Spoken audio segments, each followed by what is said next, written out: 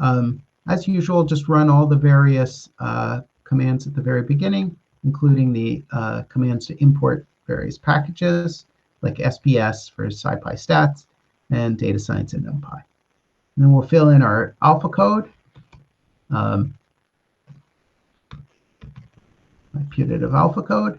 And then each section here has a reference to it, usually parts of the book, but sometimes also lecture notes.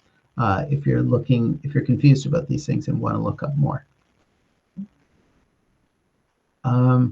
Okay, so in question 1, we're supposed to load the CSV file in and store it in the table trip.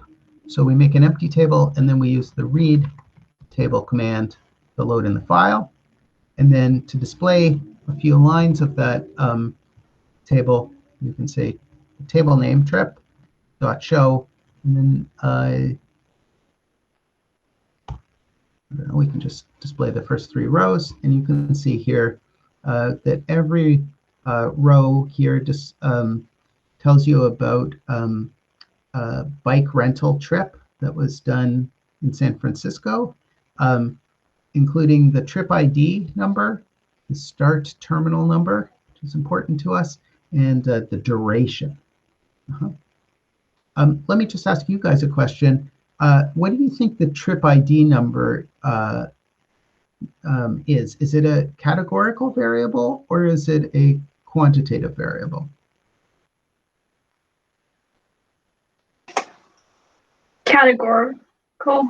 Categorical, excellent. Even though it looks like a number, it wouldn't make sense to take the average of the trip IDs or something like that. So that's definitely categorical. Whereas the duration, it looks like a number too, and it really is. It's a quantitative variable, and it would make sense to say like the average trip time is this much, right? And so you could talk about the average there. The start terminal as well would be a categorical variable. Again, it wouldn't make much sense to say this bike rental started at terminal 13.2 or something like that. Okay, so we're going to set station 70 to be, let's set this, no, this doesn't make much sense, but set this to the table of trips that start at terminal 70 and set num70 equal to the number of such trips.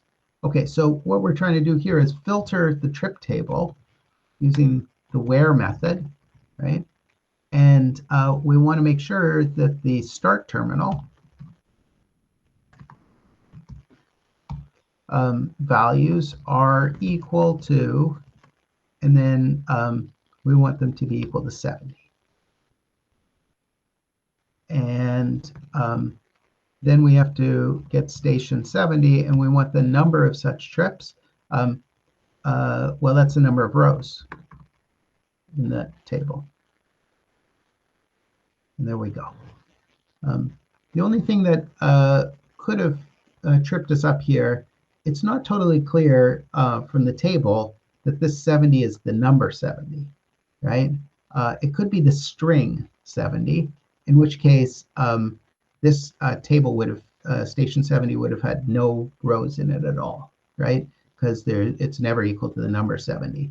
And then I would have to put little quotes around the 70 in order to make it a string, and in order to get the answer, right? But here we were fortunate; it really was a number, made sense.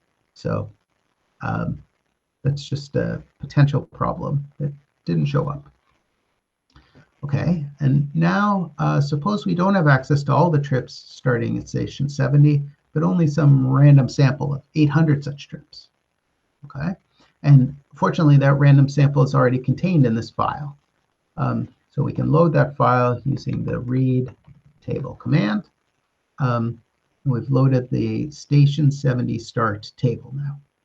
We load the random sample into this table, which we've done. Set the mean duration equal to the mean duration of the sample measured in seconds. All right. Well, if we want to just look at the table briefly, here's the table, and you see they start at start terminal 70 as expected, and then they've got these durations, right? So we should go in and go to our table, station 70 start, and we need to go to get a column's worth of values in the duration column.